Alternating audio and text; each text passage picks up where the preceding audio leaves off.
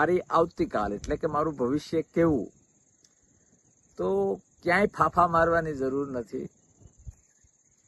બીજાની પીડા, બીજાનો સંઘર્ષ, બીજાની વેદના, બીજાની તકલીફ જોઈને જો મને અંદરથી વેદના થતી હોય કે કાશ આ વ્યક્તિ માટે હું કંઈક કરી શકું, આને કંઈક સહાય કરી શકું, જો આવો વિચાર મને આવતો હોય તો ક્યાંય ચિંતા કરવાની જરૂર નથી. આજે સમય ગમે એવો હોય, જો આવો વિચાર આવતો હોય તો આવતીકાલ ભવિષ્ય ઉજ્જવળ છે, સારું છે.